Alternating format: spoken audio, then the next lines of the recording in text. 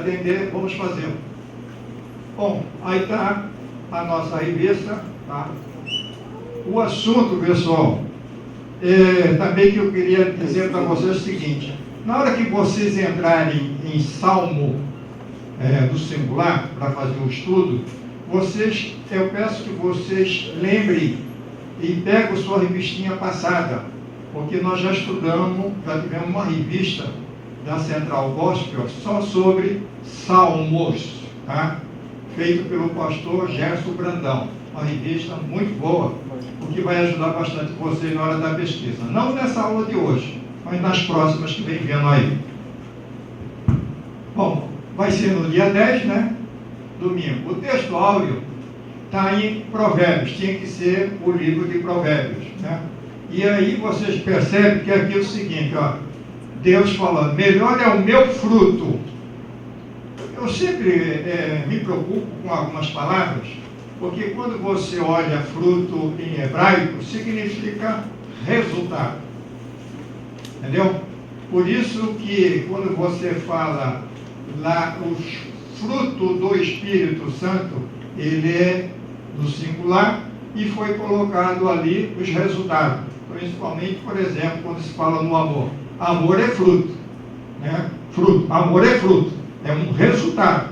De quê? Uma ação de amar. Bom, mas aqui Deus está falando, melhor é o meu fruto. Por quê? Porque para dar fruto tem que ter a semente. E a semente é o quê, hein? A palavra. E a palavra é quem? Jesus. Né? Porque quem fala isso é João, na Bíblia, King James, quando ele fala assim, no princípio era a palavra. É a melhor tradução que tem, é a King James, sabe? E ela coloca lá, então, aqui, é isso aqui, melhor é meu fruto do que ouro, sim, do que um ouro refinado. E as minhas novidades, em algumas versões diz assim, aquilo que eu ofereço de bom, melhores do que a prata escolhida, né? Então, aqui que nós vamos verificar que toda a sabedoria está em Provérbios, estabelecido no capítulo 8 e 9. Já vou dizendo para vocês o seguinte, tem que ler o capítulo 8 e 9 para dar essa aula. E aí vocês vão reparar, perceber, que quando fala em sabedoria, a sabedoria, ela não é um substantivo comum, né? Ela é uma, o quê? Coisa ou pessoa, hein? Uma pessoa. Sabedoria é uma pessoa também, tá? Isso aí, muitas pessoas aqui já viram que eu acabei olhando assim, levaram um choque, né? Porque sabedoria também é uma pessoa. Vamos ver.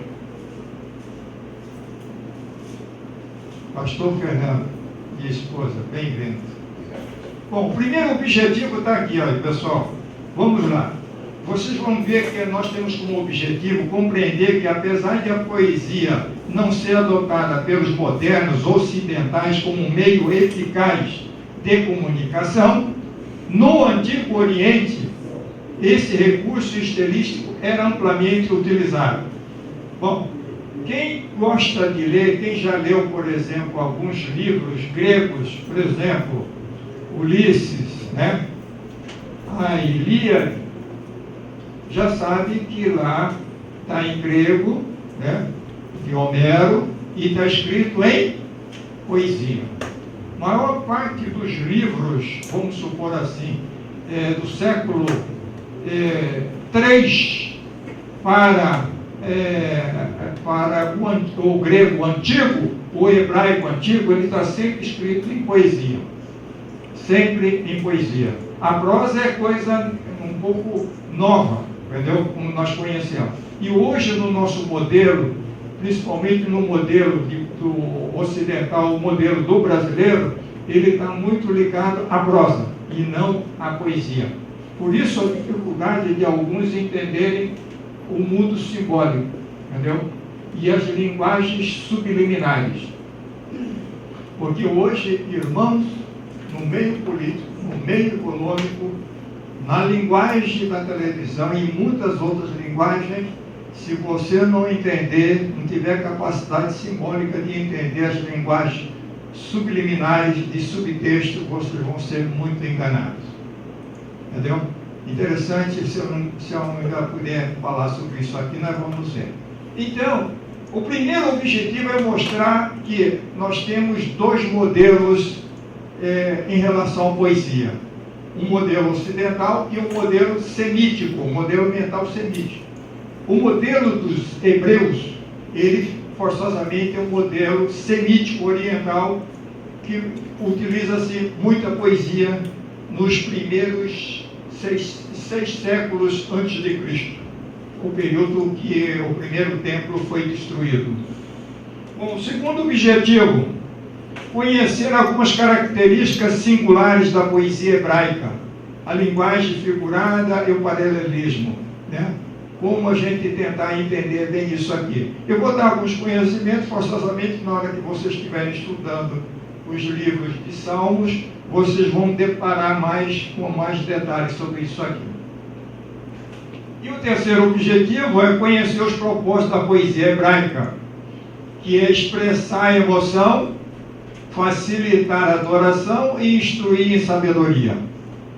Irmãos, aqui já vou adiantando. Eu faço uma pergunta para vocês. O primeiro assassinato que houve na Bíblia, qual foi? Caim matando Abel. Caim matou Abel foi em função de quê? Da inteligência, da emoção, da vontade. Qual foi? Hã? Emoção. Caim mata seu irmão em função da emoção. E aí que é triste a gente falar que muitos estão sendo os mortos hoje, né? Nós estamos matando muitas vezes a pessoa, espiritualmente falando, pela emoção. Aí vocês vão ver os detalhes, como que está, e como que a gente aproveita essa lição na sua aplicação, né? Esse é o objetivo aqui, que talvez eu vou trabalhar um pouquinho mais aí com vocês. Bom, nós temos então um sumário aí agora, entendeu? E eu vou obedecer o que está na revistinha, tá? Vou acompanhar bem a revista, porque vocês vão ter que ter essa base da revista para poder dar na aula, e aí, então, para a gente facilitar aqui. Temos uma introdução, gêneros literários no Antigo Testamento, né? Que é o primeiro capítulo, a característica da poesia hebraica, objetivos da... aqui eu faço uma modificação, tá? Vocês perceberam que quem leu a revistinha, eu estou mudando os números aqui, né? Em função de uma pedagogia e da forma didática para mim poder apresentar numa ordem sequencial, mas, vamos supor assim, melhor para mim que eu estou apresentando essa lição. Então eu mudei a posição aqui, ó, entendeu? A característica da poesia hebraica, na realidade, era a última. O objetivo da poesia hebraica era a segunda, tá? E, finalmente, a conclusão. Bom, para a gente começarmos, eu quero falar um pouquinho de poesia, né? E para falar em poesia, aí a gente vê quais são os detalhes e as diferenças. Eu pedi para uma irmã aqui para fazer essa leitura para a gente, por favor. Preste bem atenção no que ela vai ler. Ó bendito que semeia, livros a mão cheia, e manda o povo pensar. O livro, caindo na alma, é germe, que faz a palma, é chuva que faz o mar. Amém? Alguém conhece essa poesia? Alguém conhece esta poesia? Essa poesia foi feita por um brasileiro, baiano, morreu jovem, e vou colocar aqui a foto dele. Essa foto dele, tirada no Rio de Janeiro, ele vindo da Bahia, vindo com a Maria Eugênia, que era presidente de clube literário, tinha que saber de alguns detalhes. Ele estava namorando a Maria Eugênia, que era uma atriz portuguesa, 1868 praticamente, e ele chega ao Rio de Janeiro, jovem. Quem é esse cara, hein? Hã? Castro Alves. Quem que falou Castro Alves? Sim, Castro Alves. Olha aqui, a foto dele. Depois, algum tempo depois. Morreu com 24 anos de idade. Quando ele chega no Rio de Janeiro, 24 anos de idade, 22 anos de idade, ele é recebido, sabe por quem? Na hora da sua chegada? Nada mais, nada menos que José de Alencar, que foi recebê-lo no Porto. José de Alencar. José de Alencar, que é um grande escritor brasileiro, foi até ministro da Fazenda, que se sabe depois, uns dias depois que ele está no Rio de Janeiro, quem que foi conversar com ele, pediu para conversar com ele ainda jovem? O Machado de Assis. Aí vocês vejam que ele era um poeta de relevância, escreveu muitas poesias, mas só que as poesias que ele escreveu, no sentido antes, é que ele, como ela leu, tem métrica, separação de sílabas, e tem um rima em relação ao som. Então, por que eu coloquei? É uma proposta até de orientações pedagógicas da nossa revista, porque as poesias que nós conhecemos, a gente sempre raciocina uma poesia com métrica, com som, com rima, certo? Muito bem. Só que as poesias hebraicas não têm isso.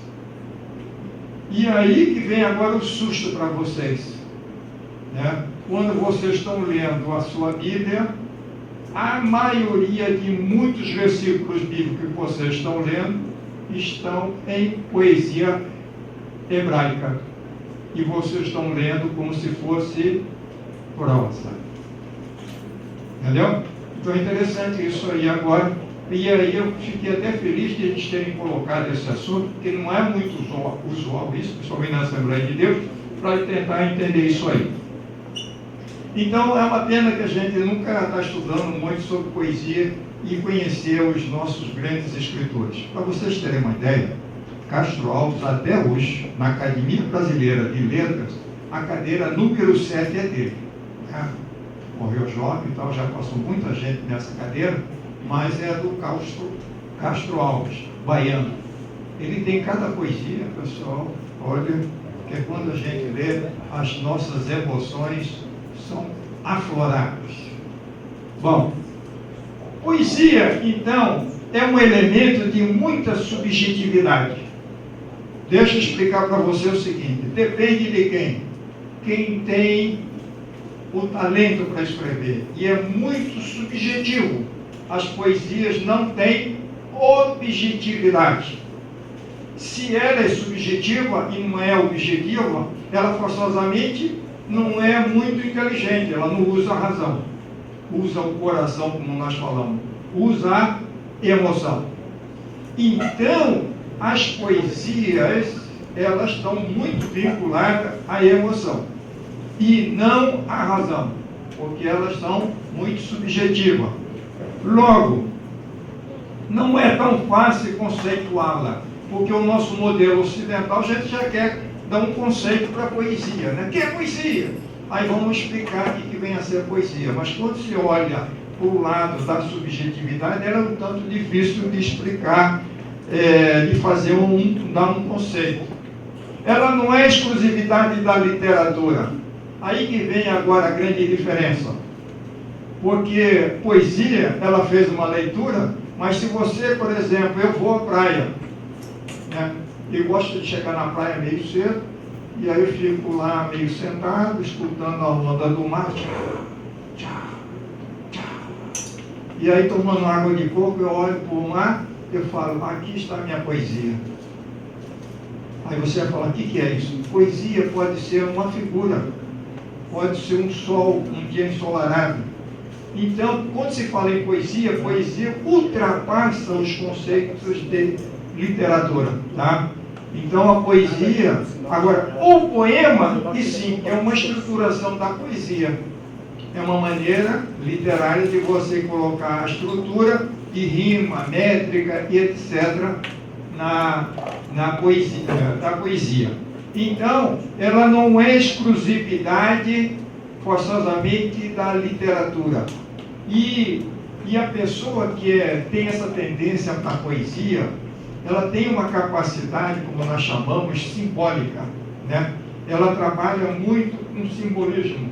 De que, por exemplo, a facilidade de escrever e colocar alguns símbolos metafóricos, figurados, né?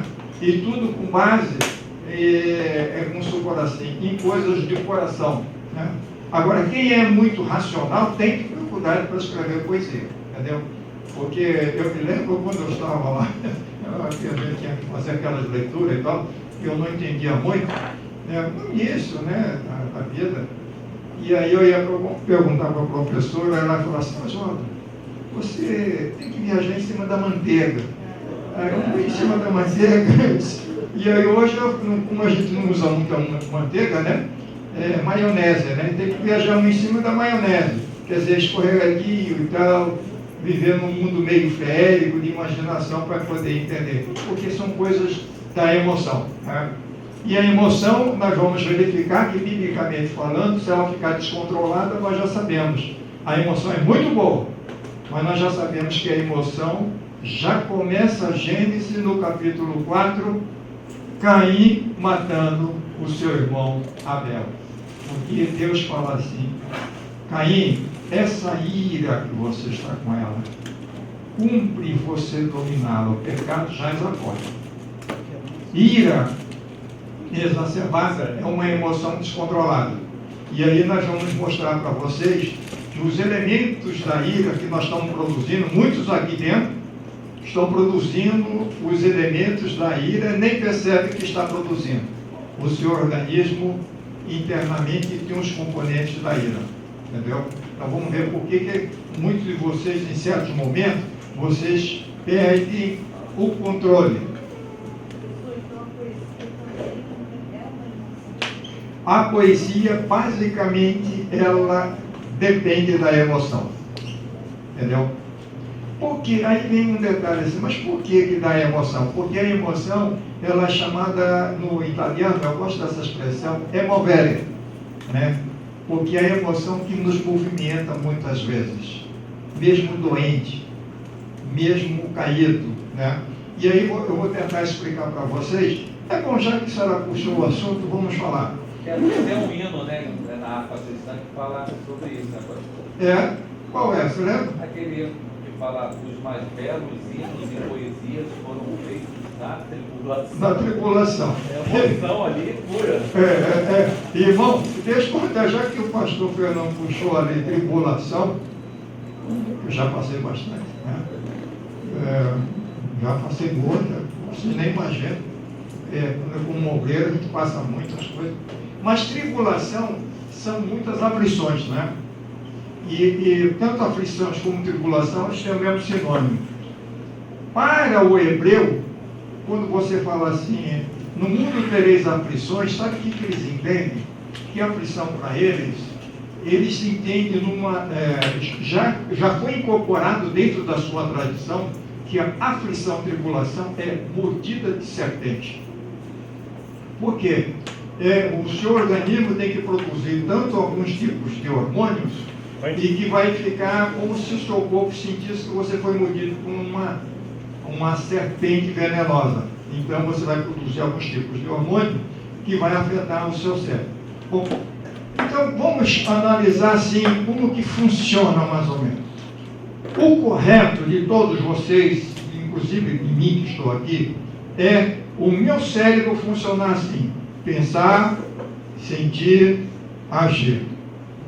Pensar, sentir, agir. Teria que ser nessa sequência, não é isso? Por quê?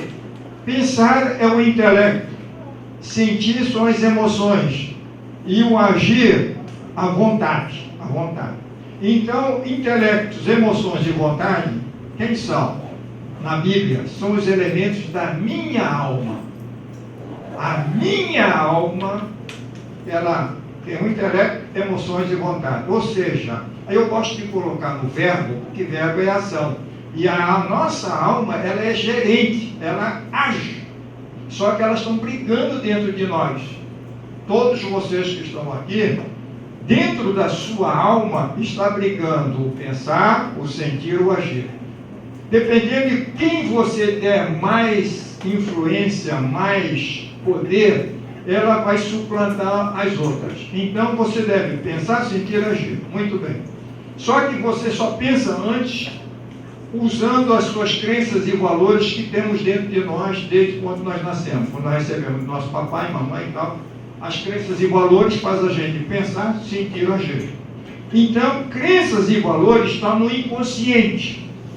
Todos nós, numa velocidade incrível que tem dentro de vocês, milhões de computadores dentro de vocês, está montada uma estrutura no inconsciente que vocês, nem eu, nós não sabemos como está lá dentro, faz a gente pensar, sentir, agir, que a gente já vem mais ou menos para o consciente. Muito bem. Só que tem pessoas que, na realidade, o pensar não está em primeiro plano, e sim é o sentir que está. Então tem pessoas que sentem primeiro, pensa depois e já vai agir. É o caso que você falou agora, irmã. É a pessoa que é muito emocional. Então ela faz pela emoção depois que pensa. Aí já fez besteira, já estragou, já cometeu algumas coisas. Muito bem. O sentido, então, conforme está o sentido, toda a Bíblia nossa, ela vai trabalhar todos os versículos bíblicos, se preocupando com crenças e valores do bem, a nossa maneira de pensar, sentir, agir. Todos os versículos vai estar trabalhando em cima disso aí. Então, o que ocorre? Quando a gente coloca a emoção acima do pensar, a gente pode cometer um crime, como foi o caso do Caim. E aí, por aí afora, muitas coisas que aconteceram, inclusive com Sansão, por que o homem mais sábio do mundo vai e tem tantas mulheres, comete tantas barbaridades, né? Bom, então a emoção é muito boa. Se ela for equilibrada, direita, você pode até, por exemplo, pensar depois, mas fazer as reflexões, não tomar atitude, primeiramente, por exemplo. Por isso, o que a poesia hebraica é interessante? Ela vai fazer, primeiramente, trabalhar com a sua emoção, para te movimentar, para emoções que vão ter que vir corretamente. E aí ela leva você imediatamente a refletir, a pensar. Aí você usa a emoção para agir. Então a hebraica, ela trabalha na emoção, mas ela nos ajuda a refletir. Ou seja, no sentido de pensar. Já vou explicar ali mais na frente como que nós vamos fazer isso aí, para fazer a aplicação. Vamos lá. Os textos poéticos, isso aqui faz parte da nossa revistinha, são instrumentos eficazes no desenvolvimento das habilidades sensoriais. Então faz a gente desenvolver as nossas habilidades sensoriais. E irmãos, quando a gente desenvolve equilibradamente e a pessoa sabe utilizar isso bem devidamente, vai ter saúde. Muitos que estão aqui não têm saúde porque não sabem utilizar isso aí. E vai descobrir agora algumas coisinhas interessantes, né? Porque que, por exemplo, a gente tem que ir para a praia, ir numa floresta, sentir o ar, na hora da chuva, tomar um pouquinho de chuva, sentir o odor da chuva e tal. Então já vamos saber os detalhes aqui agora. Pastor Fernando, temos que ir lá para a Praia das Tartarugas. Do senso estético, pessoal, é interessante. Eu faço palestra aí fora sobre qualidade de vida. A pessoa fica admirada quando a gente apresenta os dados estatísticos, né? E leva médico para dentro do evento e mostra isso para as pessoas. E das competências simbólicas, né? As pessoas que desenvolvem as suas competências forçosamente e que começam a trabalhar com muita simbologia. Só para vocês imaginar, o nosso cérebro ele é muito simbólico. Tudo que vocês estão entendendo é por simbologia. Tudo que vocês estão olhando aqui, isso aqui é simbólico. Entendeu? É simbólico. Vocês aprenderam que esse pinguito aqui é um O, mas ele é simbólico no cérebro para entender isso. Entendeu? Sim. E se você não conseguir entender algumas coisas simbólicas, vai ficar com dificuldade, por exemplo, de casar com uma mulher, já está casado com ela há 5 anos, e quando olhar para ela, ela está dizendo só no olhar o que ela quer e você não entender a linguagem simbólica. Isso é triste no casal. Entendeu? E ao olhar para a mulher, chegou alguma coisa e tal, olhou, só dou uma olhada na minha mulher, ela já sabe qual a resposta que eu já vou dar e tal. Ela já me conhece, eu já conheço ela. Isso aí é interessante a gente saber, né, como que nós funcionamos, para podermos entender um pouquinho mais. Vamos lá. Os que procuram compreender seus significados desenvolvem mais amplamente a capacidade linguística. Por exemplo, por isso que a poesia, ela é, quem lê muito e lê muita poesia, você vê que essas pessoas têm uma capacidade linguística assustadora. E adquirem, aqui o verbo está com erro, adquire a sensibilidade de compreender a si, o mundo, o outro e a vida. Irmãos, isso que é dessa aula o mais importante na hora da aplicação. Que a gente pegar a Bíblia e verificando os versículos e verificar o que nós podemos melhorar. E aprender a entender um pouco a si mesmo e ao outro. Né? Porque se você não consegue entender a si mesmo como você funciona, como que você vai querer entender o outro? Como vai conseguir casar com uma outra pessoa? Cuidar do seu filho. Você tem que saber mais ou menos como que você funciona. Como que está a sua estrutura do seu espiritual e seu corpo. E como que essa estrutura funciona para podermos ter saúde. Tá? Atualmente, as pesquisas científicas têm comprovado a sua eficácia na medicina. Isso quanto à poesia, né, pessoal? Estou tratando de poesia. A ciência tem comprovado a eficácia disso. Preste bem atenção no que eu falei para vocês. Vocês, assim como eu, Oswaldo, temos crenças e valores no nosso inconsciente, obtido essas informações no nosso inconsciente, quando estava com uma garotinha pequenininha, com empregado doméstico, com a mamãe, com o papai, né, com o tio, com a vovó, até eu já falei aqui, essa criança quando estava nascendo ainda na barriga da mãe, essa senhora que está aí, ela já recebeu informações de crenças e valores dentro da estrutura dela. Já foi recebendo as crenças e valores da mãe, já foi recebendo. Quando eu nasci, eu já tinha crenças e valores estruturados dentro de mim, no meu inconsciente dos meus pais. Só de ficar ouvindo, escutando, montando a estrutura. E todas as nossas... Dentro disso que o senhor falou, há uma aparente contradição quando nós vemos pessoas que não têm na sua estrutura essa construção de crenças e valores. Não obstante isso, na vida, elas superam tudo isso. Sim. E passam a ser pessoas íntegras, corretas, sim, e constrói elas sim, por si só, sim, por si só,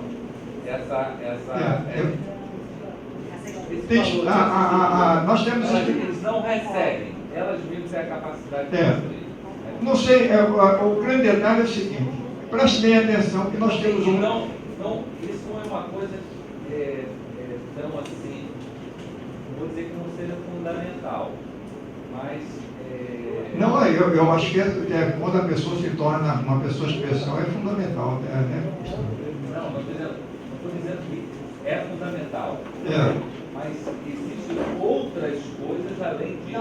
Que pode construir. Pessoal, veja o que eu quis dizer. Nós, quando estamos saindo da barriga da nossa mãe, a nossa estrutura interna é como se fosse um computador de uma potência milhares de vezes, porque o meu computador aqui dá mais de 1000 computadores daquele que está ali na minha frente ali. Então ele está virgem quando eu estava nascendo praticamente. e fui recebendo as informações e entrando para dentro dele. Quando nós nascemos, nós somos uma esponja internamente e vamos recebendo essas informações que elas vão sendo montadas em estruturas de crenças e valores, em duas coisas, como se fossem crenças e valores do mundo, de onde nós estivermos, no ambiente que nós estivermos. Só que essas crenças e valores, elas vão sendo estruturadas, elas não conseguem ser deletadas. Por exemplo, eu chegar aqui perto dele e falar assim, olha, puxa, infelizmente, Luiz, você, apesar de tanto tempo crente, a Bíblia e tal, você já tem crenças e valores dentro de você do reino, em função da palavra que chegou, colocou dentro de você, mas você tem coisas lá do mundo, do espiritismo, por exemplo, que ainda te influenciam nas decisões em relação a algumas coisas. Por exemplo, ele tem uma compreensão, porque as crenças e valores no meu inconsciente passam a ser um óculos que eu vou fazer interpretação de muitos fatos que eu nem percebo que eu estou utilizando princípios do espiritismo, do ambiente que eu estava, de ateu e tal. Muito bem. Então essas crenças e valores estão montados no meu inconsciente que fazem então o insight para me pensar, sentir, agir. Só que quando você vai adquirindo agora, o pastor Fernando falou assim, tem pessoas que exatamente, tem exceções, que quando já nascem, elas, por exemplo, não foi tão impregnada essas crenças e valores, e que mais tarde ao ver o vizinho, não, mas aquele vizinho não é como meu pai, ele é trabalhador, ele sai com a marmita de manhã cedo, ele faz isso, ele vai fazendo isso, e na linguagem verbal de muitas coisas, nós vamos montando uma outra coisa que a gente já vai gostando e vai vendo. E mais tarde, isso vai fazer parte das minhas crenças e valores. Agora, também, crenças e valores, ela é afetada porque quando fala que a palavra vai no limite da alma e do espírito, o espírito, na realidade, na parte do espírito, a parte do inconsciente está lá dentro. Tem o lado consciente e inconsciente. Então, a palavra também vai fazendo o contraponto. E a gente vai mudando nossas crenças e valores para a Bíblia. Bom, o que eu quero mostrar para vocês? Em função das crenças e valores de vocês, e no meu caso, eu posso pensar errado, sentir errado e agir errado. Se eu tenho crenças e valores dentro de mim altamente impregnadas da Bíblia, eu vou pensar certo, agir certo, ou sentir certo e vou agir certo. Então, o que ocorre? Se eu tiver distorcido dentro de mim, como estiver a minha alma do pensar, sentir, agir, eu vou ter dificuldade e meu corpo vai pagar o preço. Porque qualquer coisa que não obedecer uma lógica natural vai afetar. Professor, o homem seria, nesse caso, influenciado pelo meio ou produto do meio? O homem, porque quando eu falo influência, essa palavra está muito ligada a poder, né? Olha, por exemplo, vamos analisar o corpo. O nosso corpo, ele tem um DNA, e já com algumas falhas. Eu tenho uma falha, por exemplo, no meu DNA. Agora, só ela arrebenta em função do ambiente externo. Muitas doenças hoje são externas para afetar o meu ambiente interno. Então, o homem em si, na sua montagem de sua estruturação de informações, de crenças e valores, ele está muito vinculado ao ambiente.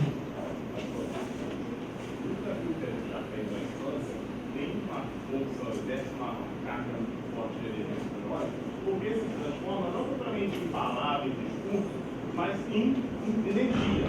Não em energia, em ações que você está fazendo. Sim. O que eu quero dizer? Fazendo uma análise bem freudiana da coisa. Então, a gente não tem propriamente discurso ou coisas que foram faladas, então a gente tem um arsenal de energia acumulada, enquanto qual as nossas teses, nossas doutrinas, aquilo que a gente aprende ao longo da vida, combate. E aí tenta reprimir ou até suprimir. Né? Mas isso é forte, porque se fosse só palavra, se fosse só discurso, seria fácil a gente combater um discurso com o outro. Mas como aquilo ali está misturado com uma série de coisas, né? Aquilo ali não aparece na sua forma clara, Você nem sabe. a gente não consegue combater facilmente. Um exemplo disso. Por que a gente sonha coisas que a gente não tem nem que eu sou essa maluquice? Eu estava nem pensando nisso. Eu estudaria um monte de energia acumulada. Não é energia, não, são informações do Que inconsciente. aparece através de imagens oníricas. Sim. Para vocês terem uma ideia, então, o que eu quero mostrar para vocês é o seguinte, que nós somos constituídos de crenças e valores no inconsciente que faz a gente pensar, sentir, agir, que dá um insight para isso. Forçosamente, que se você for montado uma estrutura de uma família muito boa, que seu pai e sua mãe te davam muito carinho e tudo mais, a sua estrutura interna é muito boa. Aí dentro de uma igreja vai ser um cidadão maravilhoso. Mas muitos não são. E com isso tem uma luta interna muito grande, entendeu? Porque a gente, por mais que está no caminho, a gente ainda tem aquelas coisas lá dentro que estão nos influenciando a tomar as decisões ainda.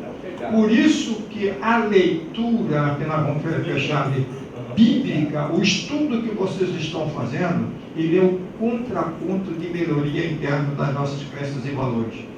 É uma pena que eu não consigo mostrar para vocês nos esquemas, que, por exemplo, quando Deus falou assim, Caim, domine a sua emoção. Então, olha só, Deus estava falando para ele assim, olha, você pensa, sente, age, pensa, sente, age. A emoção dele estava dominando.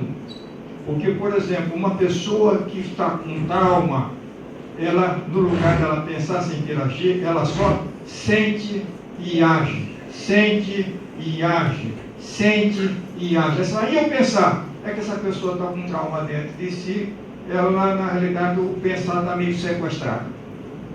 As pessoas, tem muitas pessoas que vivem assim. No lugar de pensar, sentir, agir, só sente e age. Muito bem. E aí, o que ocorre? Deus estava falando assim, domine essa ira. O que quer dizer? Que o meu pensamento eu posso mudar a minha emoção. Se eu estou vendo alguma coisa errada em função do que a Bíblia está me dizendo. Assim como também a minha emoção, ela pode, por exemplo, dominar, por exemplo, uma pessoa que faz tudo assim, pensa e age, sente, age e não pensa direito, essa pessoa, na realidade, se torna quase um camarada alienado. Entendeu? Então tem muitas complicações aí. Bom, mas o que eu estou querendo dizer aqui é que a poesia, ela vai mexer com a emoção. Então, ela vai fazer, se ela é muito forte, você lendo e sentindo, você vai sentir prazer, facilidade de fazer adoração, mas tem que refletir. Porque, por exemplo, Paulo chegou a um ponto que ele entendia bem disso aí, em Efésios 4:31, ele diz assim, olha, como que é que ele... Efésios 4:31, lembra? Da amargura, longe de vós, né? cólera, gritaria, blasfêmias e toda malícia sejam tiradas De vós. O que Paulo estava falando de amargura? Amargura é se você amava a pessoa e agora tem cura. Quer dizer, você está com dificuldade, está tendo amargura. Mas só que aí, lá em Hebreus, vai dizer que a amargura perturba a pessoa e depois vai contaminar poucos, né? Vai contaminar muitos. Uma emoção de amargura, se você vive muito amargurado, você não só te perturba você não tem saúde, seu corpo já está tendo tantos problemas, vai estourar um elemento da sua cadeia genética, e você está contaminando, vai contaminar muitos. Quem é amargurado, a gente viver com uma pessoa amargurada, a gente vai ficar doente também com essa pessoa, depois de alguns tempos, porque ela vai perturbar a gente também. Aí Paulo fala assim, longe disso aí, longe de gritaria, de ira. Aí que vem um negócio até bonito já agora, já vamos jogar logo em cima de vocês. Você sabe o que é estresse? Estresse a gente diz assim, se vocês colocarem lá no dicionário, vai falar assim, desequilíbrio da homeostase. O que é homeostase? É a produção química do nosso organismo. É como nós funcionamos internamente, reações químicas que vai ser produzida. Muito bem. A amargura é produzida por cortisol, que gosta do sangue. E a ira, você produz adrenalina em excesso, que contrai os vasos. Muito bem. O cara é estressado. O estresse no Rio de Janeiro, quem tem o maior nível de estresse no Rio de Janeiro, Hoje são os PMs que sobem ao morro, que estão lutando com bandidos, não sabe se vai voltar vivo e tal. O nível de estresse dele é gigantesco. Quando a gente faz o exame de sangue dele, o que está exacerbado nele é cortisol e adrenalina. Só que o cortisol nós já sabemos que dá muita amargura e a adrenalina dá muita ira. Estresse é um produto de uma emoção não muito boa. Tanto é que o que eu mais trabalho dentro de mim é isso, porque eu trabalho em serviço público, pessoal, tomar conta de fiscal não é mole não, é um banco danado, pega a cadeira, e aí, eu como pastor tomando conta de fiscais, já imaginou isso? Quase 20 anos, foi um sofrimento e tal, um nível de estresse gigantesco, e aí tive que entender isso como funciona para não me atrapalhar até a minha vida espiritual. Bom, então, emoções exacerbadas, a Bíblia diz que a gente deve até ficar longe dela, porque, no caso, ela vai afetar a nossa maneira de ser, a gente vai cometer pecados de juízo, tá? Bom, vamos lá, deixa eu... Senão eu estou... O negócio aqui vai... Bom, então, por que a poesia, ela hoje está... Vamos lá, irmão. Esse excesso aí que o senhor falou dessa carga sobre o policial, sobre o exemplo, ele acaba, o policial militar, ele acaba vivendo no automático. Não, deixa eu contar Não é só, deixa eu contar. Eu vou te contar um negócio para você. Você ficar preparado, a sua esposa saber também para te ajudar. Que é o seguinte, hoje, de cada 10 PM, 6,5 PM está com problema psicológico. Não, mas por que a quantidade de dispensas médicas, você deve saber disso lá, é gigantesca no assunto que está doentio na psiquiatria e psicologia lá do batalhão?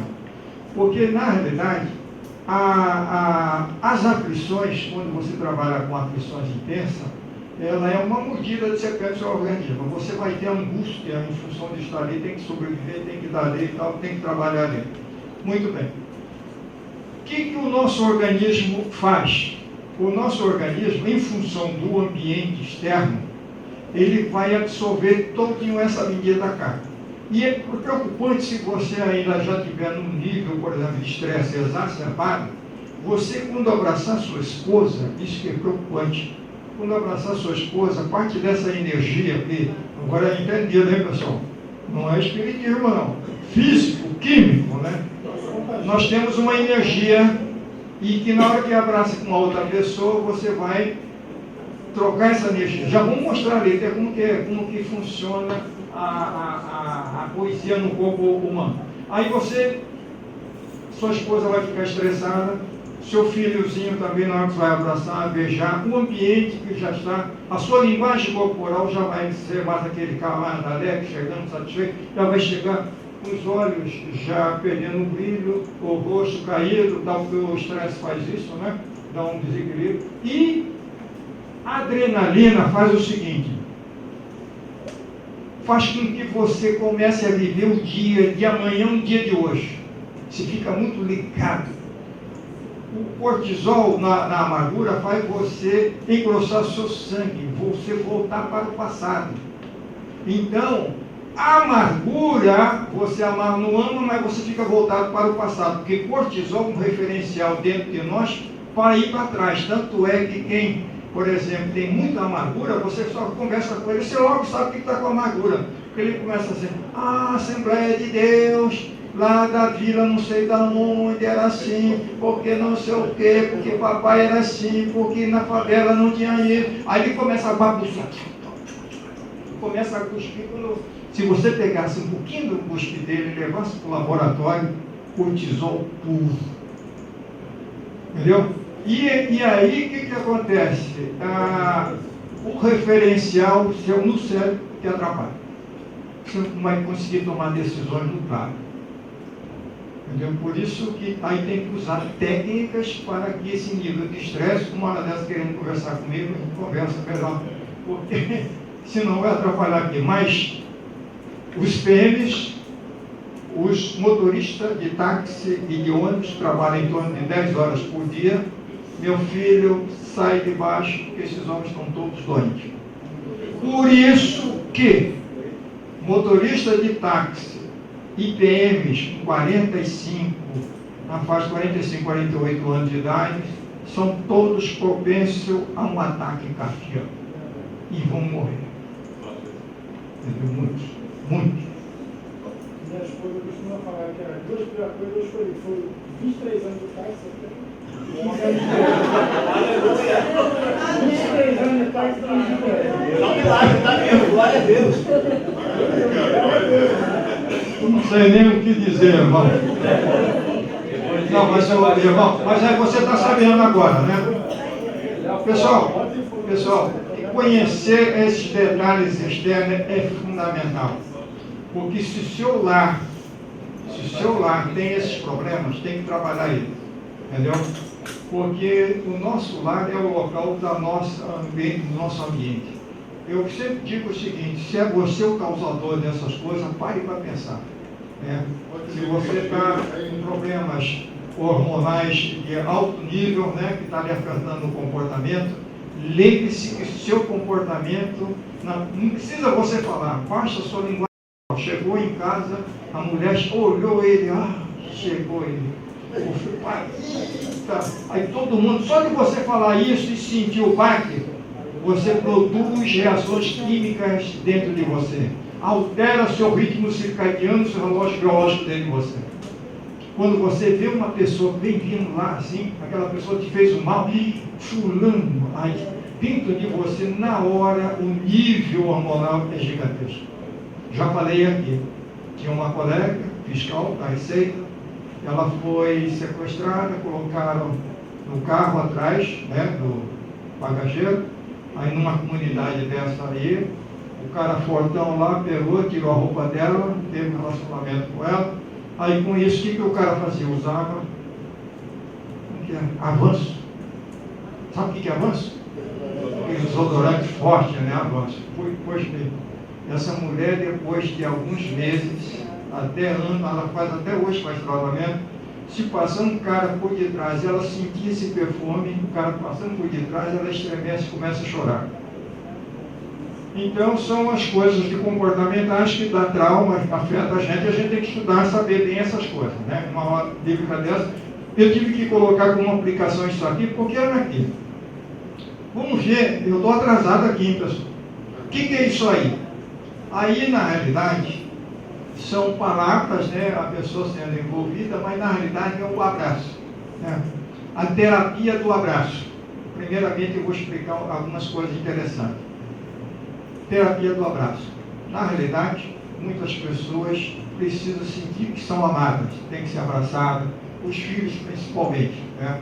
Porque os nossos filhos, muitos filhos aí, não são abraçados, não recebem uma declaração de amor, de dedicação, tal. E isso no nosso interior, nós sofremos muito. E vamos começar a produzir hormônio desequilibradamente, entendeu? E essa cadeia genética, dessa maneira como nós estamos sendo tratados, nós vamos acabar passando por outros. Entendeu? Então, a gente, para acabar com essa cadeia, nós temos que fazer isso. Declarar, abraçar, eu te amo, né? Você é a pessoa mais importante na minha vida ultimamente e tal. Mesmo que as aflições estão aí, né? Porque casamento não é perfeito, pessoal. Eu sempre falo, eu faço pesquisa, sabe de quê? De fiscais na folha de pagamento. Pensão alimentícia. Em função da pensão alimentícia, você sabe como está o cara, né, o estado de saúde dele. Aí tem uns detalhes lá que a gente estuda esses negócios para fazer a pesquisa. Mas aí, o que é isso aqui? Chamado abraço terapia. O que é isso aqui? Dentro da terapia, hoje, conhecido aí fora. Música, na realidade é musicoterapia. Pessoal, é uma especialidade tão fantástica que tem formações universitárias no exterior hoje. A pessoa ser tratada por música, né? Aqui também inclusive tem instrumento.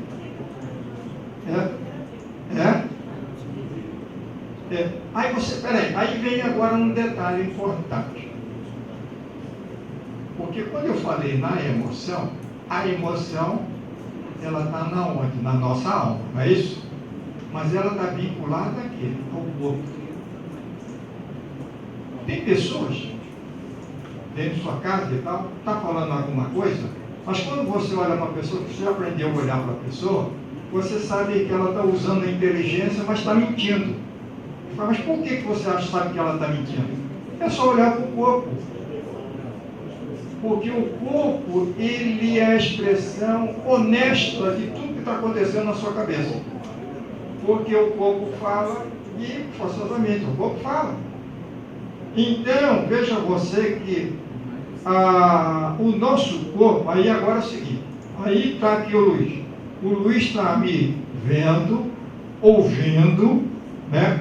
Ele tem o tato, tem o paladar e tem o olfato. Muito bem. O corpo, o negócio aí do tato. O corpo é o tato, abraçou. Quando o corpo recebe as informações pelos 5 sentidos, leva para a minha alma. A minha alma com isso vai pensar, sentir, agir e leva para o meu espírito. Do espírito ela volta até chegar no corpo. Então o meu corpo recebe as informações iniciais, vai lá, processa e volta. Então tudo aquilo que entrar pelo meu corpo desequilibradamente externamente vai afetar até meu espírito, que tem a fé e a consciência cristã. O meu corpo afeta a minha parte espiritual. Por isso que aquele mandamento, andar e viver no espírito, para que o espírito comande a alma e a alma comande o corpo, acaba não dando certo, porque o corpo externamente está no estado sofrível e vai afetar. Muito bem, estou falando da terapia porque eu vou chegar na poesia. A terapia, então, nós temos lá, então, aquela primeira parte que eu mostrei ali, do tato, né, do abraço, da música, musicoterapia, e esse aí, olfato, aromaterapia, através do olfato. O olfato hoje é uma especialidade tão gigantesca, tão grande, que os países orientais estão na nossa frente. Por isso que eu faço trilha, pessoal. Quando eu for fazer a trilha, eu gosto de pegar uma trilha depois de uma chuva, tá? E aí eu sinto a vegetação, eu fico respirando aquilo, e aí eu consigo amenizar todos os meus hormônios desequilibradamente que eu tenho dentro de mim. Eu consigo. E os músculos aqui astrais começam a ficar tudo aliviado, não deixa de ficar tenso, entendeu? Muito bem. Então isso é uma forma também de mostrar que temos isso aqui. Agora, veja você agora, tentei mostrar para vocês que hoje a ciência tem nos mostrado que muitas coisas nós podemos fazer o tratamento via o corpo, entendeu? Muito bem. Aí tem uma reportagem interessante, que eu estou acompanhando isso aqui, porque nos Estados Unidos tem uma associação Nacional da Terapia, da Poesia Terapêutica. Associação Nacional da Poesia Terapêutica. Eles têm essa cultura, né? Tem essa cultura, e nós não temos. Mas não tem cultura musical, literatura nossa. Deixada de lado. E aí, por isso que aqui, olha só, aqui são aquela doença, como chama aquela doença do esqueci alemão? Piada, né? Então, aí pessoal, é o seguinte, eu vou explicar para vocês por que eu também estou colocando isso aqui, porque, como o pastor Fernando falou, lá tem, mas a poesia humana, por exemplo, essa senhora aqui, ela está com Alzheimer, né? Aí a pessoa chega lá e começa a só ler para ela, vai lendo, aí de repente ela para, ela faz sinal, o pessoal para e ela continua falando a poesia. A pessoa não se lembrava de mais nada. Aí as famílias ficam todas assustadas, ficam agradecendo a Deus, porque ela se lembrou e tal, não sei o quê, e a própria pessoa se lembra e fica feliz naqueles momentos. Bom, o que eu quero dizer, se Se uma coisa humana faz isso com o indivíduo na terapia, mexer com o corpo, agora eu faço uma pergunta, e a Bíblia?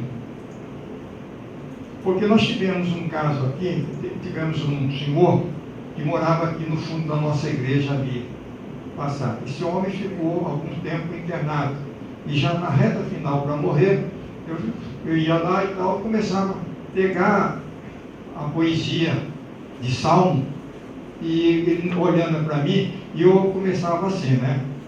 Assim, aquele que habita, aí eu ficava esperando, aquele que habita, aí fala, no esconderijos do Altíssimo, a sombra do Onipotente, ele doente falando isso aí. E aí a gente íamos lendo, aí daqui a pouco ele chorava, ele agradecia a Deus, a gente orava e falava, e a fé? Ô pastor, a minha fé foi renovada. Você sabe o que é isso? A leitura, o que eu quero dizer, é a leitura. Oi, o meu som? Falou.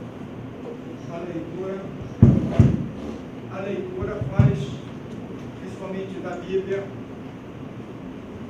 A leitura, principalmente da Bíblia, então, é muito melhor em relação do que as poesias do próprio homem. Aí vem uma coisa interessante que é bom a gente comentar. A palavra de Deus tem poder, não tem? Um poder assustador. Ela é saúde. É a saúde, muito bem. Mas e a palavra do homem tem poder? Também tem poder. Principalmente de uma mãe. Que a mãe fala um palavrão para a filha, você vai ser, lá na minha cidade era rapariga, né? Você vai ser uma rapariga, porque as raparigas lá tinha rapariga azul, vermelha e verde. É interessante, no passado tem essas coisas, né? É a memória minha, meio traumática, né? Porque eu era vendedor, pessoal, eu vendia rapadura, carne seca, e as minhas maiores clientes eram as raparigas, né? Eu era garotinha, chegava na janela, não podia entrar, e aí elas ficavam me esperando, só tem carne seca aí, tem não sei o que e tal. E aí lá tinha um lugar azul, parece que era brasileira, verde era paraguaia, outra lá era boliviana, eram uns grupos, né? Mas eu vi declarações do passado de mães fazer isso, a filha ficou tão impregnada nisso que, passados anos, aconteceu. Mas o que é isso? É que vocês não pararam para perceber, para analisar muitas coisas históricas que vocês estavam envolvidos. E palavras humanas de nosso pai e mãe têm uma força dentro de nós gigantesca. Cai parar no inconsciente. E se foi queimado o circuito, porque o que é trauma? Trauma é uma informação que entrou dentro de você, que foi produzir tantos hormônios que marcou seu cérebro por dentro. E aí basta qualquer assunto que entrar pelos seus 5 sentidos, ele é ativado. Por exemplo, se você, quem foi assaltado aqui? Violentamente. Só um que foi violentamente. Muito bem. Todos os outros que foram assaltados violentamente, vai sempre ter esse trauma. Se houve tiro, ele não vai poder nunca escutar um tiro. Escutou um tiro, já vem um negócio de imediato, tudo aquilo que aconteceu. Vem pelos 5 sentidos a entrada das informações. Fica marcado dentro da gente, tá? Então tá, continuando. Posso ler um versículo aqui, pastor? Sobre isso? Posso ler um versículo dentro desse assunto aí, pastor? Não entendi? Pode sim. A palavra tem poder. Sim. Provérbios 12, 18 diz assim, olha como é que é forte a expressão do sábio, né? Há alguns que falam como que espada penetrante. Sim. Mas a língua dos sábios é saúde. Sim. Por isso que eu comecei falando aqui dizendo o seguinte, a gente tem que falar, pessoal, sempre palavras boas. Palavras boas, mesmo que a gente esteja no sofrimento, sempre palavras boas. Porque as palavras boas entram dentro da gente, que está ouvindo, e aí funciona direitinho. Por quê? Principalmente no momento que eu estou falando com vocês aqui, eu já falei isso aqui. Quando eu estou falando com vocês, o cérebro de vocês funciona por 2 coisas básicas. 99, algumas coisas a mais funciona assim. reação química e reação elétrica. Para vocês me entenderem tudo que eu estou falando, vocês estão reagindo, produzindo reação química no seu cérebro e elétrica. Para entender a mim, tem que produzir isso. Ou seja, é como se eu estivesse dentro do cérebro de cada um de vocês. Então, as palavras de uma pessoa entram dentro da gente e manipulam os nossos neurônios. Então, a pessoa, o nosso pai e nossa mãe, que tem uma força gigantesca e ascensão sobre nós, quando estão dizendo alguma coisa, essas palavras têm mais força nos nossos neurônios internos e na nossa reação química e elétrica no cérebro. Então, quem é jovem aqui, que vai casar agora, que vai ter filho e tudo mais, lembre sempre disso. Não faça como nós no passado, né? Palavras mal colocadas que estragaram a vida de muitas pessoas. Entendeu? Tem pessoas que até hoje estão aqui, mas só Deus para dar força e ânimo para estar lutando contra essas coisas internas. Tá? Malditas. Aí a irmã falou malditas. Muito bem. Veja você o seguinte. Mal mais ação dá o quê? Maldição. Porque tem pessoas que usam muito mal e ação no cérebro. Passa a ter uma maldição. E aí só a palavra de Deus, de Jesus, para tirar isso lá de dentro. Né? Não tira, não deleta, né? Faz o contraponto para a gente não ter influência dentro de nós. O que é que eu ia falar aí?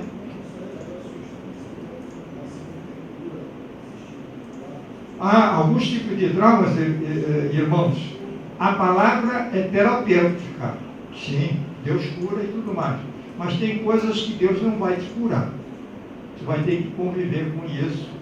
Porque é uma, eu diria assim, uma parte permissiva de Deus. E também para que, como eu falo assim, você lutando sempre contra isso, pedindo a Jesus, orando, me cura, faz isso, faz aquilo, você vai continuar no caminho. Paulo pediu quantas vezes para ser curado? 3. Se ele tivesse sido curado na primeira, você acha que seria esse Paulo que nós conhecemos? Tem gente que pede riqueza, não pede? Porque continua lá na comunidade. Está dando R$1 de oferta e R$1. Quer aumentar agora para R$2, né? E sabe que vai ser difícil. Mas aí, só que Jesus não dá riqueza para ele. Por quê? Sabe, se um dia der, ele provavelmente, eu tenho muitos conhecimentos, muita gente. Daqui mesmo, porque eu já estou por aqui desde 2001, 2002. Vamos lá, pessoal. Crente Bom, é rico, né, pastor? Mesmo que não seja rico aqui, sim. A Bíblia fala das riquezas da graça e as riquezas da glória. Sim. Da graça aqui, da glória lá. Não, e olha, só da gente que nós vimos ali, que o maior fruto é o próprio Jesus para nós, é a própria palavra. Ele fala em Provérbios, na sabedoria, que é melhor que ouro refinado. Mas por quê? Porque para onde essa pessoa vai, mesmo aqui na pobreza, ele vai andar numa rua que é em cima de ouro. Aí eu pergunto, é ouro mesmo? Eu diria que sim, é simbólico, né? Porque Jesus, para falar do céu, teve que usar a simbologia que nós conhecemos. A rua lá é superior a um ouro refinado que a gente vai andar. Muito superior ao próprio ouro. Essa é a linguagem simbólica, né? Mas então, essa pessoa é riquíssima. Ouro transparente. Tá, vamos lá. Pessoal, então aqui é o seguinte, o ritmo a poesia hebraica, então, ela é diferente da ocidental, porque a ocidental, tem rima, separação de sílabas, tem o som, né? E a poesia hebraica, olha só, o ritmo da ideia e não o ritmo do som, ela enfatiza isso. E ela enfatiza aqui, por quê? Pois a mente oriental, a semítica, está mais interessada no conteúdo da ideia do que nos meros artifícios literários. Se preocupa com a ideia, né? Muito bem. Stanley Elissen, né? A poesia bíblica, hebraica bíblica. não emprega rimas. Não empregava rimas, e embora haja alguma discussão sobre o assunto, né, que muitos teólogos discutem muito isso, provavelmente não usava métrica ou contagem de sílabas. Né? Utiliza paralelismo, dizendo a mesma coisa duas vezes. Né? Aqui isso é uma jogada que nós vamos ver muito isso em Salmo. Os portugueses foram grandes poetas, né? Hã? Os portugueses foram grandes poetas, né? Sim, O senhor falou que o oriental é mais dado a isso. Talvez a influência árabe. Porque eles foram dominados pelos árabes, né? Semíticos. Né? Muitos anos. A língua mais antiga hoje, por exemplo, o hebraico bíblico que nós temos, eu estou fazendo um estudo paralelo à Universidade Hebraica, que nós temos muitas palavras no hebraico que elas são originárias do árabe. Porque o árabe, ele é mais antigo que o aramaico. Entendeu? E aí, com isso, o árabe não sofreu tanta influência como sofreu o hebraico, depois da idade do século VI para cá, da Idade Média. Para vocês terem uma ideia, o hebraico moderno hoje é completamente diferente do hebraico bíblico. Não tenha dúvida que facilita, né? Mas ele é diferente. Eu entendo muita coisa do hebraico bíblico, mas o hebraico moderno estou padecendo, pessoal. Eu chego lá para comer, já não sozinho lá, volto e tal, como, né, vou pro hotel, fico andando e tal. Mas a influência ainda estou patinando. Eu tenho aula, pessoal, todos os dias. Ah, Jesus, você fala, pô, João, é meio maluco. Mas não é isso aí que me dá. Cheguei à conclusão, isso é saúde, pessoal. Saúde. Isso que eu tentei mostrar para vocês. Vocês leem muito a Bíblia, principalmente. Que hora que nós devemos ler a Bíblia, hein? Que hora, pessoal? Olha, a gente tinha que responder, pá! Então tem confusão, tem rolo aí que vocês não estão sabendo o segredo. A Bíblia não se lê para estudar de tardezinha nem à noite. Sabe por quê? Vocês já se aborreceram o dia inteiro.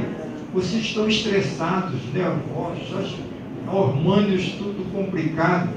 Tem que levantar. Jesus, obrigado, estou vivo, mais um dia, vou tomar um cafezinho, vou ler a Bíblia agora. Por quê? Não está com a confusão, não brigou com a esposa ainda, não brigou com o chefe, com os amigos, no trânsito. É de manhã, pessoal.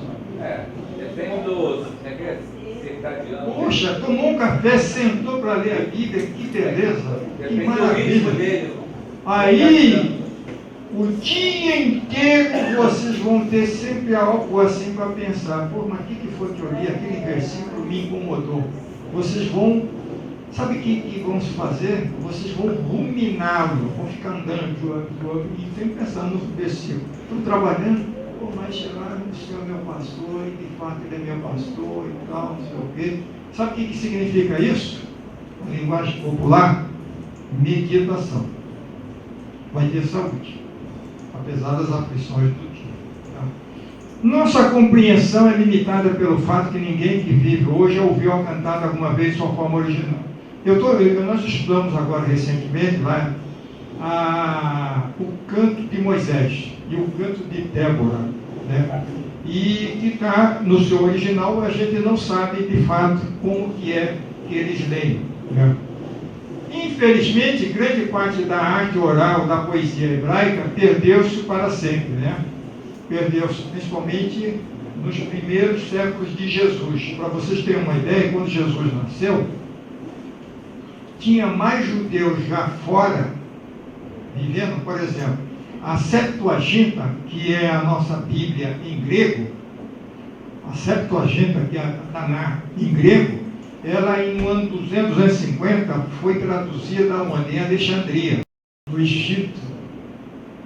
Aí você vai falar, mas por que foi feito lá para colocar na biblioteca? Porque lá nessa época, em Alexandria, tinha mais judeus do que a própria Judéia.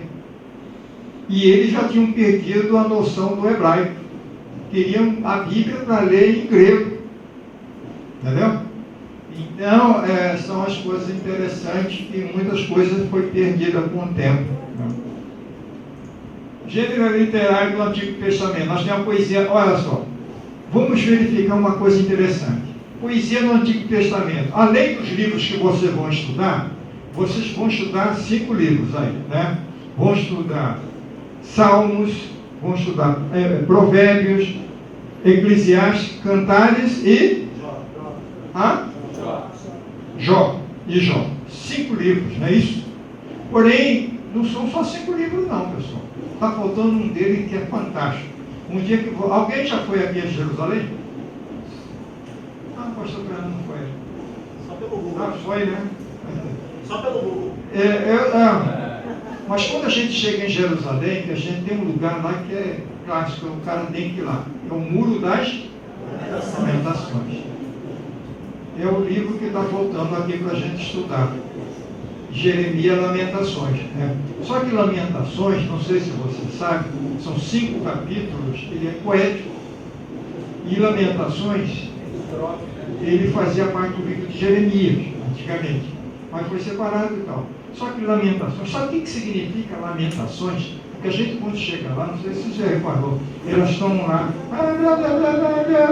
então, na realidade, eles estão fazendo a leitura oral do livro de Lamentações. Lamentações significa chorar em voz alta.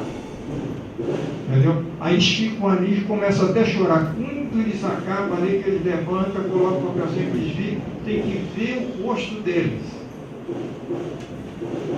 Aí eu fico ali perto, eu já fui lá várias vezes. Muita emoção e um clima. Quando ele está. Uma coisa ele está chegando. O Jabino, né, as mulheres judias e tal. É outra coisa quando estão saindo. Que diferença? Não sei se vocês já perceberam que nas nossas igrejas o ciclo de oração, basta você olhar o ciclo de oração das nossas mulheres. Quando chegam, se arrastando. Aqui na Penha, aqui eu cansei de ver, porque eu fazia pesquisa nessa época, eu ficava ali na árvore, só olhando, eu estou dentro do carro com ar-condicionado, olhando as irmãs. Estão tudo entrando.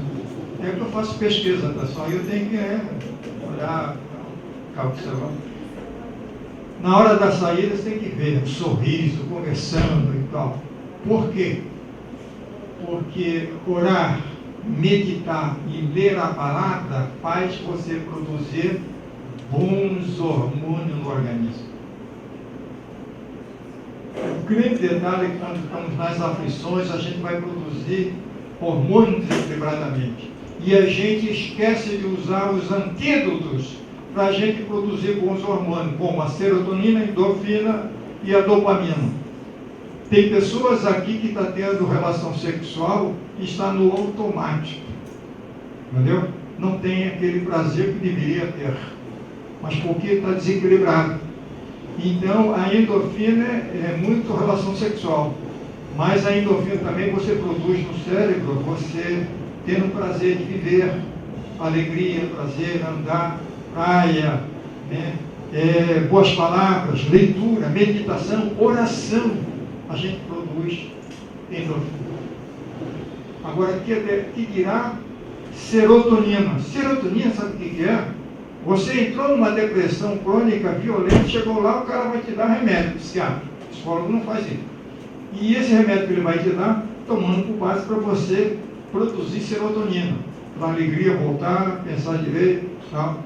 Porque quando o camarada começou a ficar triste, não quer tomar banho, não quer ir à igreja, não quer orar, não quer ler mais a revistinha bíblica, não quer dar mais aula, se cuide que seus hormônios estão lá para baixo, né? Os bons hormônios.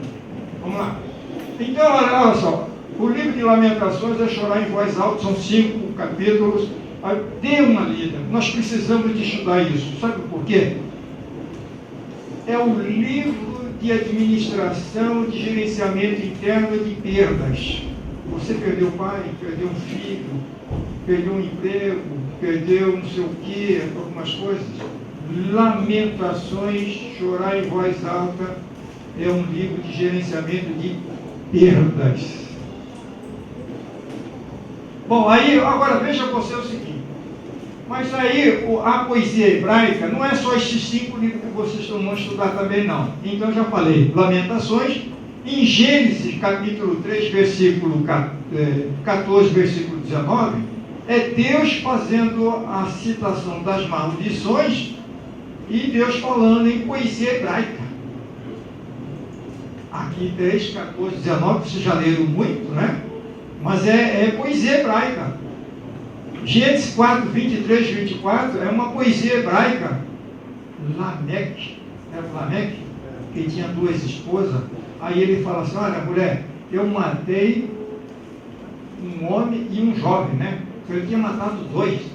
E aí ele fala: mas quem matar o Lameque não vai ser 7, vai ser 70 vezes 7, 10 vezes 70, né? Não, 10 vezes 7. Então ele está falando ali numa poesia hebraica. Gênesis 49, 2, 27, também é o Jacó falando numa poesia hebraica, fazendo as bênçãos para os filhos. Êxodo, capítulo 15, de 1 a 18, é uma poesia hebraica. Qual é essa poesia hebraica? É o canto de Moisés. Deuteronômio, capítulo 32 e 33, são as bênçãos de Moisés já falecendo, né? Também está em uma poesia hebraica. Então, poesia no Novo Testamento, no Antigo Testamento, nós temos também Juízes, capítulo 5, versículo 1, 31, que é o canto de Débora, a Bíblia, né? Também é uma poesia. Segundo Salmo, de 1, 17 e 27, não sei se estão lembrando, é uma lamentação, sabe de quem? De Davi. Davi está lamentando a morte do Saul e do seu amigo Jonatas. Ele está fazendo uma poesia hebraica. Em Hebreus capítulo 3, já estou muito interessado nisso aí, viu? Logo quando eu vi, eu falei: voltou à mente a confusão de novo, porque eu estou estudando muito os pergaminhos de Qumran, né? E os pergaminhos de Qumran, o livro que foi encontrado lá de Hebreus, o comentário do livro de Hebreus, só tem o capítulo 1 e 2, não tem o 3. E a gente está discutindo por que será que Qumran eles não estudavam o capítulo 3? Ou porque provavelmente para eles só tinha o capítulo 1 e 2, o 3 eles não conheciam, né? Porque o 3 nós sabemos que em Abacuque é referente a Abacuque.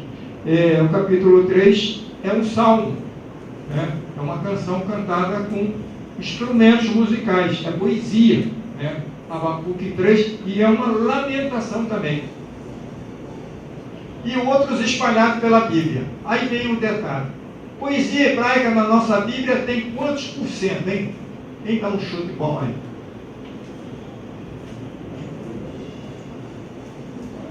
Hã? Alguém já leu alguma coisa sobre isso? Bom, para vocês terem uma ideia, mais de 1/3 da nossa Bíblia, do Antigo Testamento, é poético. Mais de 1/3 da nossa Bíblia, do Antigo Testamento, tem poesia. Quer ver só? Não temos poesia. Quais são os livros? Então é fácil de saber quais são os livros que não têm poesia. Olha, somente 7 livros, aparentemente, não tem nenhum trecho poético. Só 7. Opa. Que é o Levítico, Ruth, Esdras, Neemias, Esther, Ageu e Malaquias. Somente esses daí que não tem. O resto tudo tem poesia hebraica. Por isso que eu fiquei feliz de eles terem colocado pela primeira vez num estudo da Assembleia de Deus. Abacuque é. Hã? Abacuque também tem poesia. Tem o capítulo 3. Final de Abacuque. O capítulo em 3 todinho. E tanto é que é uma lamentação, né? Abacuque 3. É um choro em voz alta. E começa e termina em exaltação. Uma exaltação a Deus. Elementos para identificação do texto poético. Aí nós temos: texto expressa sentimento e ideia, variando entre emoção e meditação. Olha só. Então, a poesia mexe com a emoção e a meditação. E os poemas são reflexões. Pessoal, aí na sua revistinha, eu queria que vocês olhassem aí. Tem vamos colocar uma bobeada quem escreveu aí. No item 1.1.1.1. Encontraram? Elementos para a identificação do texto poético. Aonde? 1.1.1. Na lição. Aí, no primeiro capítulo ainda, está escrito assim: poemas são reflexões, não histórias ou relatos de acontecimento. Isso aqui tem um errozinho aqui, sabe por quê? Não, do aluno também tem, 1.1. Aqui. Não histórico, porque na realidade, quando eles colocou não histórico relato, eles deram uma bobeada, sabe por quê? Porque Juízes capítulo 4 é prosa e capítulo 5 é poesia. Juízes, quando fala de Débora, tem uma parte que é prosa, capítulo 4, que é história, e o capítulo 15, que é uma poesia do capítulo 4, referente à história. Então a poesia hebraica também é história. E aí, Êxodo capítulo 15, que é o canto de Moisés, falando quando ele está atravessando o Mar Vermelho, que os egípcios estão afundando, não sei o quê. O capítulo 14 é uma prosa e o capítulo 15 é uma poesia do mesmo assunto. Então, as poesias hebraicas também são históricas, tem histórias. Aí aqui eles colocaram aqui, poemas são reflexão e não história relatos do acontecimento. Talvez ele esteja querendo dizer aqui que é uma reflexão sobre a história. Na realidade é o seguinte, poemas na realidade, de um modo geral, elas são emoção, mas ela te leva a refletir sobre o que vai acontecer. Você falou que aqui tem um erro. Tem um erro. O erro é quando eles colocou não histórias. Não, mas talvez ele não esteja querendo dizer que os poemas aqui são uma reflexão que o cara que o senhor está falando. É história, mas seria, na verdade, não história, mas é uma reflexão da história. Fazer história é uma coisa, refletir sobre ela é outra. Porque, na realidade, eu entendi que ele colocando, quando ele colocou essa vírgula, ele falou, poemas são reflexões. Aí queria que colocar, e também histórias ou relatos de acontecimentos. Ou reflexões sobre história. Ou também. Entendeu? Porque Moisés, no caso que o senhor falou, as histórias já aconteceram. Já aconteceram. E o capítulo 15. Ele fez a poesia da história. Da história. Sim. E Ruth, capítulo 4, é uma história que está contando. Aí sai talvez ele quer dizer que aqui o poema não tem a função de fazer história. Bom, possa ser. Mas mesmo quem faz história, a história já aconteceu, ele só relata. Só relata. Aí eu entendi o seguinte, que não pode ser taxativo. Poemas podem ser também históricos e relatos. Se o relato da história ela é feita em poesia, é uma coisa. Agora, o fato ocorrido e aí a reflexão sobre aquilo, aí já é diferente. Pode ser também. Bom, mas aí eu entendi, só fiz essa anotação. Fiz essa anotação para vocês estar alertados sobre isso aí. Vamos lá. Do jeito que está? Ficou do jeito que está? Não, é que eu colocaria assim, eu coloquei assim, olha só. Eu disse assim, poemas são reflexões, raramente não históricas ou relatos de acontecimento. Raramente. Porque tem essas suas exceções históricas. Agora, ela tem um tema sempre central. Todas as poesias, vocês vão verificar que tem o seu tema central. Olha, nós temos, na poesia, tem uma linguagem figurada e tem, ela vai utilizar muito os salmos, quando nós estivermos estudando, tem muitas linguagens figuradas, né? Muitas. Tá? E o paralelismo que vai usando-se duas frases, uma para afirmar e a outra para dar mais força naquela afirmação, ou uma para negar e outra para negar mais forte, nós chamamos isso de sinônimo. Né? E temos o antitético. Antitético é a antítese, ou seja, você tem uma afirmação e uma negação. Nós vamos ter muitos salmos assim também. Nós vamos ter o sintético, né? Que é uma afirmação e uma palavra também bem sintética para falar sobre essa afirmação. tem o climático, no caso aqui. O climático é interessante, que ele coloca assim: quando a segunda linha completa e amplia a ideia da primeira, repetindo e acrescentando algo. Isso nós vamos ver muito em Salmo, principalmente o 96. Dai ao Senhor a família dos povos, dai ao Senhor glória e força. Né? E no Salmo 29, dai ao Senhor o filho dos poderosos, dai ao Senhor glória e força, dai ao Senhor a glória devida ao seu nome. Isso é um paralelismo climático de afirmação. Atualmente, nos ensinos da Universidade Hebraica de Jerusalém, eles colocaram mais outras coisas. Eles colocaram o quiástico. E no caso, aqui eles não fazem citação, né? O quiástico, a universidade está fazendo isso aí. Esse quiástico, na realidade, é tipo uma cebola, né? Você vai tirando as informações, abre uma, tá, abre outra, tá, entendeu? Esse é o quiástico. Tem um sistema de escada, né? Que eles falam que você, no Salmo, você faz uma afirmação, depois sobe, faz outra afirmação e mais outra afirmação, sempre no sentido crescente. Nós vamos ver em alguns salmos. E tem o jano, que é muito raro quando se estuda a poesia, o jano. O que é jano? Interessante que tem certas coisas que a gente tem que entender, até o grego muitas vezes. Jano, na verdade, dentro de Homero. Só um minutinho. Ali o senhor colocou ponto 2, mas na revista está com ponto 3. Tá? É que eu mudei a posição. Eu mudei a posição para poder, como eu mudei o objetivo, eu passei o ponto 3 para o final, que eu vou dar uma explicação melhor. Desculpe, eu não tinha. Tá. Bom, aí é o seguinte, o que é Jano? Jano, na realidade, é um deus do panteão grego, que ele tinha duas faces. Aqui ele tinha uma face e aqui atrás tinha outra face, não é isso? Então, a universidade diz que existem salmos, né, em que uma palavra no salmo, muitas vezes, ele tem duplo sentido.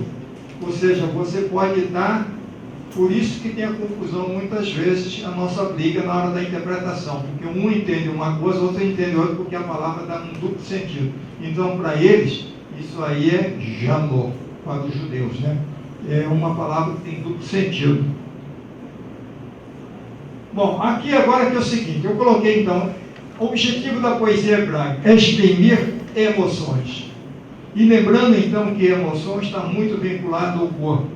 E a emoção distorcida em excesso, ou uma emoção, no caso, não muito boa, pode nos levar a cometer um pecado, fazer algumas coisas erradas. E porque emoção é aquilo que eu já falei e volto a explicar novamente. Emoção, vocês muitas vezes estão me olhando aqui, estão com algumas emoções no corpo que vocês nem sabem. Por quê? Porque a maior parte das emoções, de 10, 9 das emoções que nós sentimos, está no inconsciente. E nós sentimos no meio do... Mas só que o nosso corpo é tão sensível que a gente sente as outras emoções desequilibradas um do outro. Né? E aí, o grande detalhe, eu não sei se vocês já trabalharam com uma pessoa muito estressante. Se você trabalhar com uma mulher muito estressante,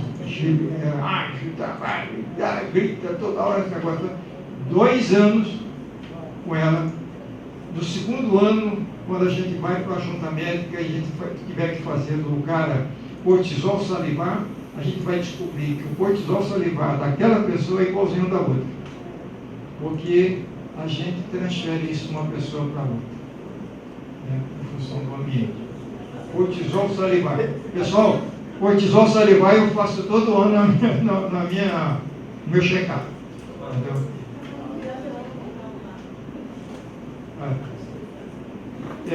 Não, de fato, eu vou ser sincero, o período que nós vivemos hoje, ele é tão fantástico. Por exemplo, dá tempo para explicar. A emoção, ela é tão fantástica que ela afeta a nossa saúde, que eu vou contar alguns casinhos só para vocês imaginarem o que acontece. Por exemplo, Alguém aqui tem televisão no seu quarto?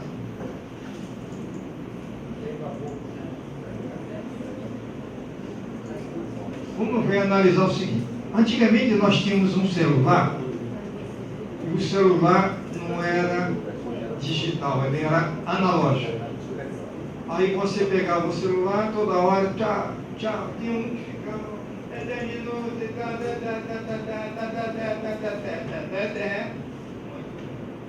só que, como eu falei para vocês, que o cérebro nosso funciona por bioquímica e bioelétrica. Não esqueçam disso, bioquímica e bioelétrica.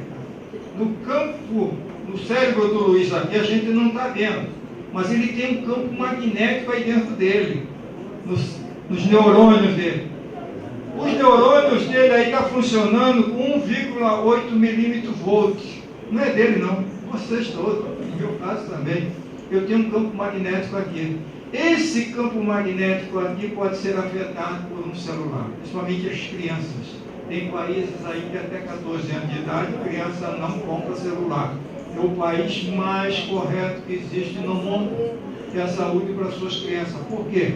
Porque o celular hoje, as tecnologias que estamos tendo, elas são estressantes, está mexendo com o nosso campo magnético.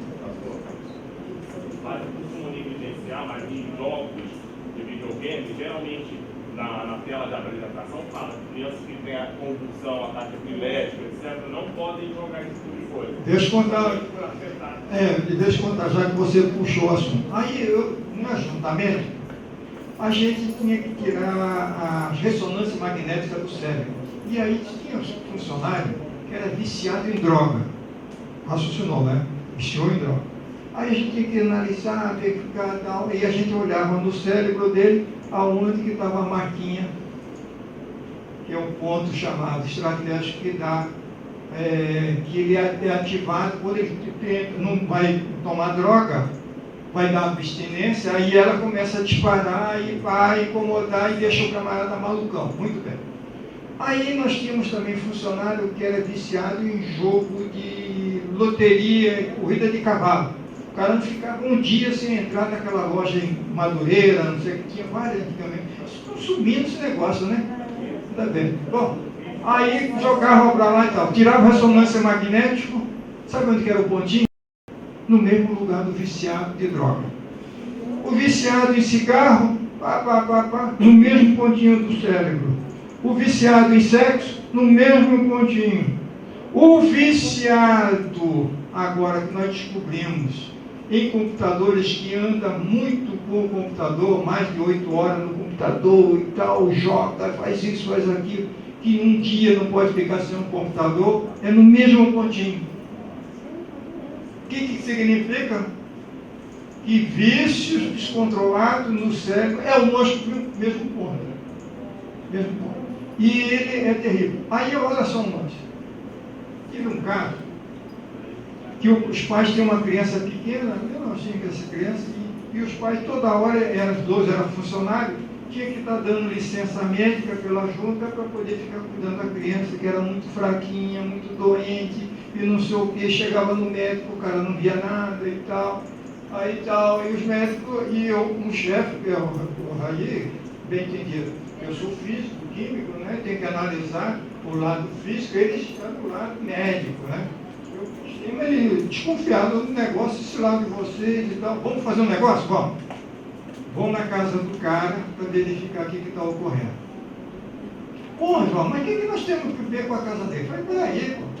A criança, vamos ver, vamos lá analisar o ambiente.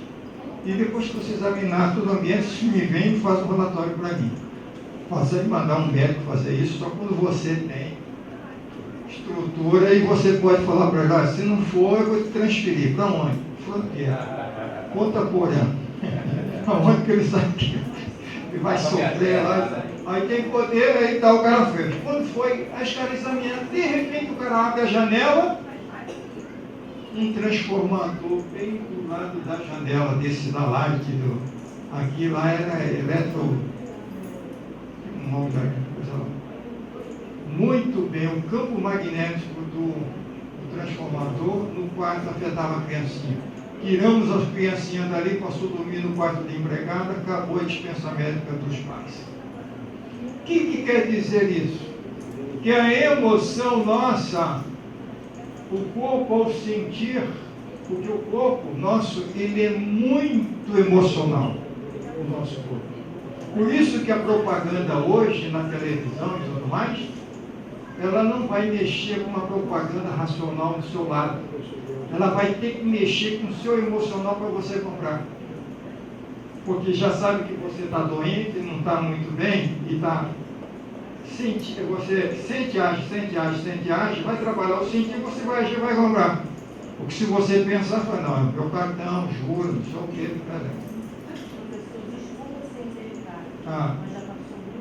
não, tudo bem. Quem quiser sair, pode sair. Estou só aguardando mais um pouquinho, porque estou esperando o pastor Ronaldo. Mas aí quem quiser, pode ir, tranquilo, tá? Bom, mas aí é o seguinte.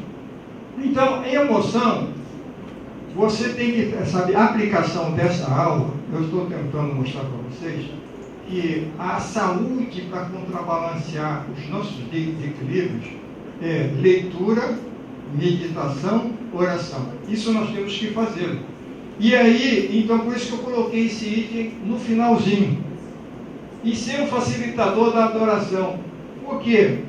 Porque quem adora através dos salmos e da poesia, o corpo vai funcionar bem.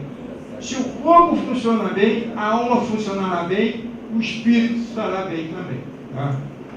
E também ensinar em sabedoria. Bom, a sabedoria, como eu falei para vocês, ela é tão importante porque quando você examina todos os textos bíblicos aqui, a sabedoria não faz parte das inteligências.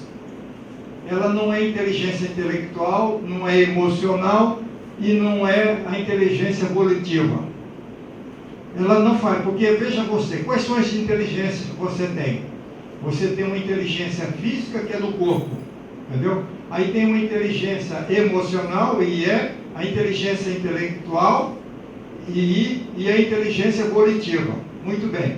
E a última, espiritual, é inteligência com esse espírito, né? A inteligência espiritual. Muito bem. Quando você olha a sabedoria ela não faz parte da alma. Ela já faz parte do espírito. Porque ela já é uma praticidade da vivência das crenças e valores do reino. Aí você vai falar, por isso que quando a gente olha Provérbios, capítulo 8 e capítulo 9, sabedoria lá é uma pessoa. E essa pessoa é, quando você olha para Paulo, quer ver? Olha Paulo aí falando sobre isso, que Paulo aí entendeu isso. 1 Coríntios, capítulo 1, versículo 24. Por favor, leia isso aí. E estamos quase fechando.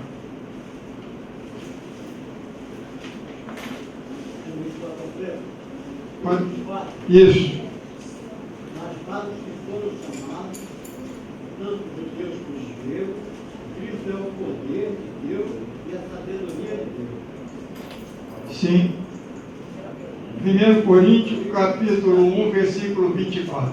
Jesus é a própria sabedoria de Deus. É personificado. Cristo é o poder de Deus e a sabedoria de Deus. É, por isso que Jesus disse assim,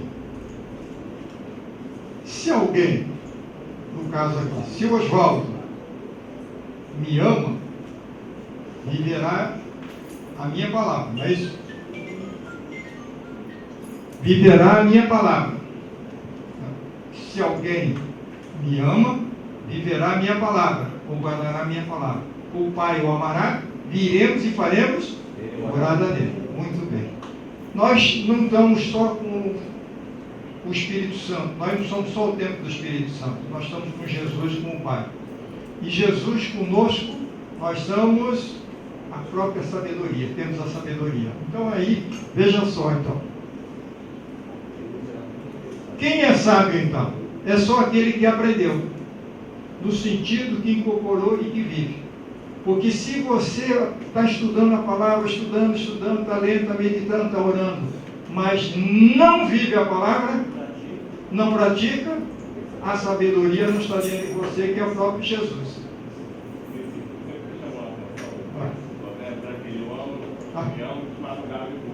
Agora está falando sabedoria, não está falando de Deus. Isso. Fala de Deus, Deus ama o madrugada, sabedoria. Isso. Tranquilo. Por isso que então, na realidade, aí vem um grande detalhe.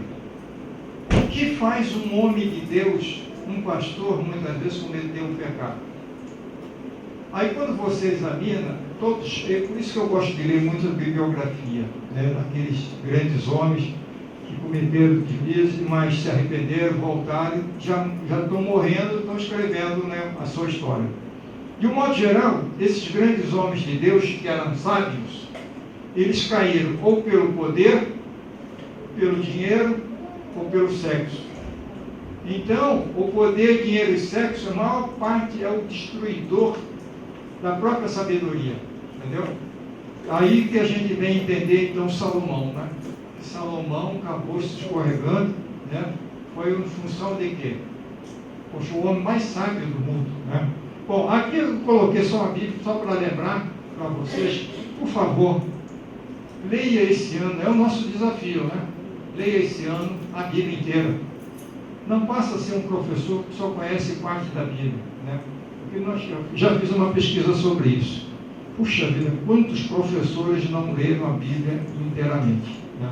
Por favor, vamos fazer isso aí, aproveitar isso aí. Nossa conclusão.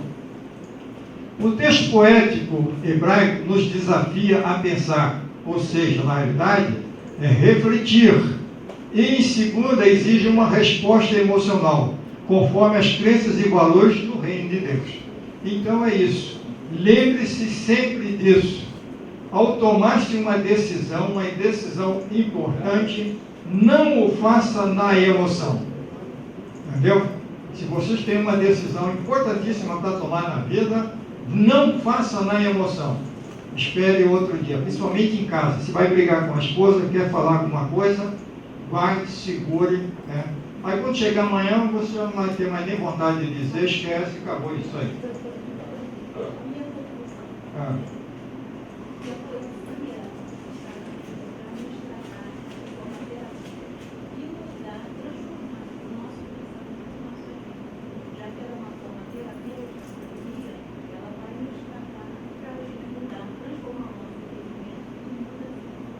Sim, perfeito, você entendeu bem. Porque a própria emoção pode nos mudar a nossa maneira de pensar. Se a maneira de pensar estiver como terapia. Exatamente, terapia. Isso aí, pastor, é a metanoia ou não? É a metanoia. É metanoia, né? O que é metanoia? Arrependei-vos. Arrependei-vos é metanoia no grego. Significa mudai a mente. O que é mente? Crenças e valores, pensar, sentir, agir. Ou seja, mudar o seu espírito e a sua alma. O reino é chegado. Por que ele falou o reino é chegado, João Batista, que Jesus repete? As crenças e o valor do novo reino. Mudem tudo. O que tem no mundo grego, romano aí, está tudo errado. Ok? Por isso os poemas hebraicos ainda hoje falam conosco, né? E dialogam com as questões mais profundas do nosso coração. E finalmente, irmãos, ao nosso Jesus toda a glória. Amém. Glória a Deus. Obrigado. Eu estou esperando agora nesses últimos 10 minutos o pastor Ronaldo, mas vamos fazer uma oração, né, no final e agradecer a Deus por este momento. E aí, quem precisar de alguma coisa, né, é só me mandar um e-mail e tal. Vamos lá. Irmã, quer fazer a oração para nós? O superintendente não está, mas a esposa dele, a segunda no comando, está. Pai, nós te louvamos, Senhor, e te agradecemos pela tua palavra, Senhor, porque ela tem poder de nos transformar. Senhor, que a gente possa utilizar essa arma, Senhor, que tu nos tem dado, para que a gente possa chegar à estatura que tu queres, Senhor. Dá-nos um novo entendimento e que cada professor possa transmitir isso aos seus alunos, Senhor, e que a sua igreja seja edificada. Leva-nos agora em paz para os nossos lares, Senhor, e fica conosco. É o que nós pedimos e já te agradecemos no nome de Jesus. Amém. Dá um abraço aí no seu irmão.